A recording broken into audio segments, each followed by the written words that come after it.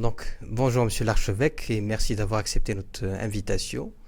Alors, j'aurais trois petites questions pour vous. Si vous voulez, on commence avec la première.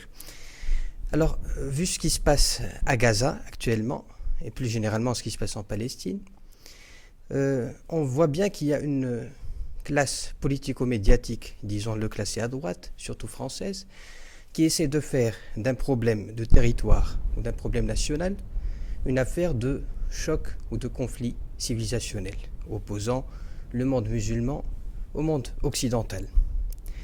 Alors, pensez-vous vraiment qu'il y a un choc de civilisation? Sinon, pourquoi vouloir à tout prix opposer ces deux mondes?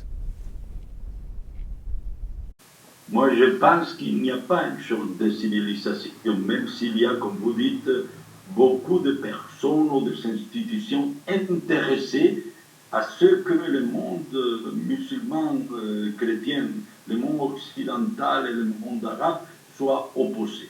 Et je ne pense pas que ça soit le cas. Et le cas du Maroc est un exemple dans ce sens. Nous vivons ici en bonne amitié, en une très bonne convivialité et je pourrais dire même en fraternité. Alors, mon travail en tant que chrétien dans un pays arabo-musulman, majoritairement musulman, est de montrer au monde entier qu'il est possible de vivre en frères et sœurs, qu'il est possible d'établir des amitiés, que la convivialité serait bon et que nous puissions même collaborer dans la construction d'un monde meilleur. Alors je suis contre ceux que, profitant d'un problème politique, veulent aller au-delà et faire que les civilisations sont contraires l'une à l'autre ou les religions pire encore, non? Parce que les religions doivent être, s'ils sont authentiques, toujours à la faveur de la paix et de la convivialité, de la fraternité entre tous.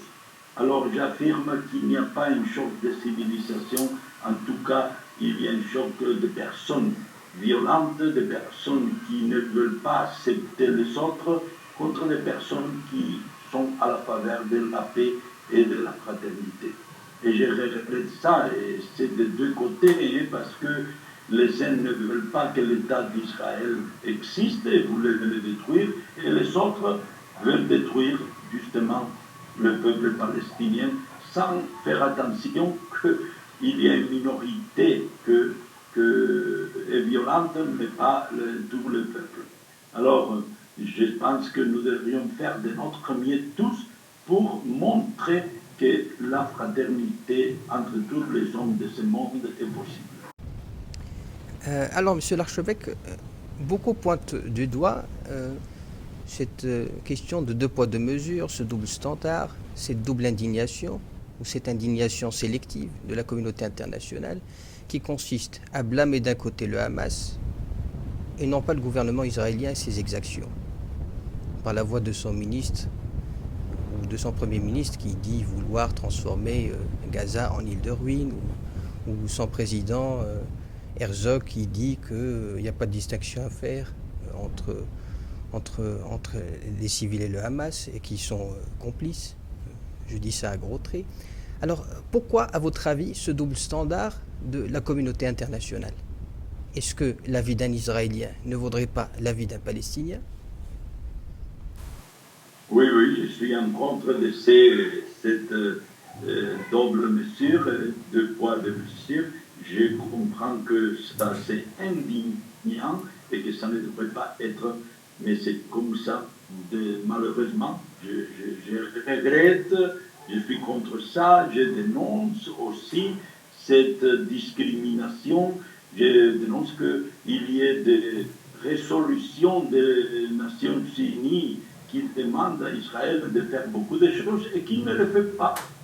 Personne ne peut rien faire parce que derrière Israël, il y a les États-Unis et il y a l'appui de beaucoup d'argent. Alors, c'est regrettable et je dénonce cette situation vraiment. Et je pense que la solution de deux pays, deux États, deux peuples pourrait solutionner. Ce n'est pas peut-être l'idéal, mais ça pourrait solutionner. Mais pour cela, il faut la volonté politique et je ne trouve pas que ça soit le cas. Alors je dénonce cette situation de dépoirs de mesure et je ne suis pas content. Alors, monsieur l'archevêque, vous, autant comme de Dieu, nous, autant comme de Dieu, comment faire entendre sa parole? Comment faire entendre raison à cette communauté internationale, à ce beau monde, à cet Occident peut-être sans Dieu, ou presque? Oui, en tant qu'homme de Dieu, je pense que nous sommes tous des hommes de Dieu, nous devrions l'être.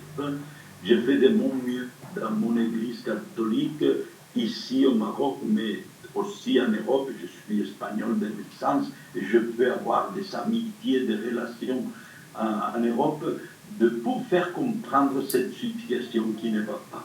Et nous, les hommes de religion, nous qui sommes des croyants, nous devons être tous des artisans de paix. La question n'est pas d'être d'un côté ou de l'autre côté. Ou mieux, notre côté, c'est la paix. Et je suis complètement incliné vers un côté. Je ne suis pas équidistant. Je ne suis pas au milieu. Je suis d'un côté. Mais ce n'est pas le côté d'Israël, ce n'est pas le côté de Hamas. C'est le côté de la paix. Et je pense que dans ces côtés, il y a des juifs, des chrétiens et des musulmans. De ce côté, il y a des Israéliens et il y a des Palestiniens. De ce côté de la paix, il y a des Occidentaux et des Arabo-musulmans. De ce côté de la paix, nous devrions être tous, si nous invoquons Dieu. On ne peut pas invoquer Dieu et ne pas travailler pour la paix.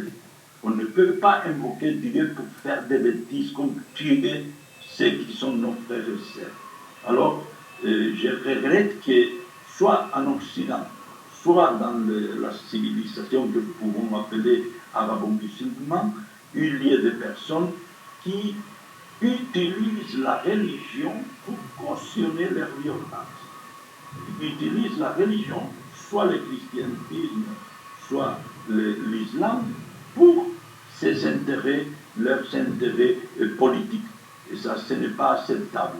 Le pape François, à Abu Dhabi, avait signé avec l'imam de Al-Azhar un document pour la fraternité humaine.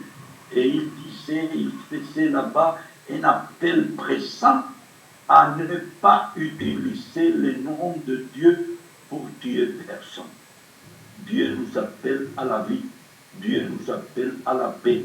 Et moi, au moins en tant que chrétien, je me dois être un artisan de la paix dans la mesure de mes possibilités.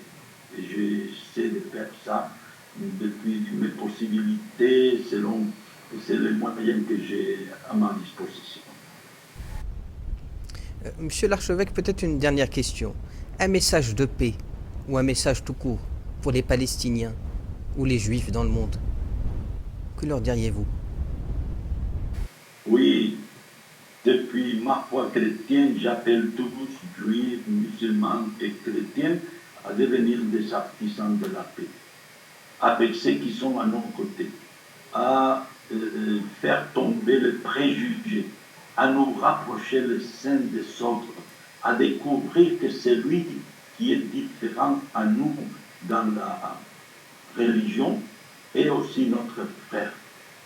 Que Dieu est présent dans le cœur de chaque personne et que nous, si nous allons contre une personne, nous allons contre Dieu aussi. Dans le Coran, on dit que celui qui sauve un homme sauve l'humanité. C'est celui qui tue un homme tue l'humanité. Et je pense que c'est une vérité très grande. Dieu nous appelle tous à la paix. N'importe pas comment nous appelons Dieu. Allah, Dieu, Jéhovah, c'est le même Dieu, le seul Dieu, et il nous appelle tous à la paix.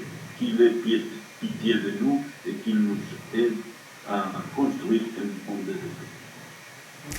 Donc, monsieur l'archevêque, merci beaucoup pour vos réponses. Merci beaucoup pour votre éclairage, pour votre temps. C'est un plaisir de vous recevoir. Je dis tout ce que j'avais au cœur, je le dis déjà. Donc merci encore une fois et pourquoi pas nous retrouver une autre fois autour d'autres questions. Merci à vous de votre votre intérêt de contacter avec nous. Et nous sommes à la disposition toujours. Hein. C'est moi qui vous remercie. Bonne journée. Au revoir.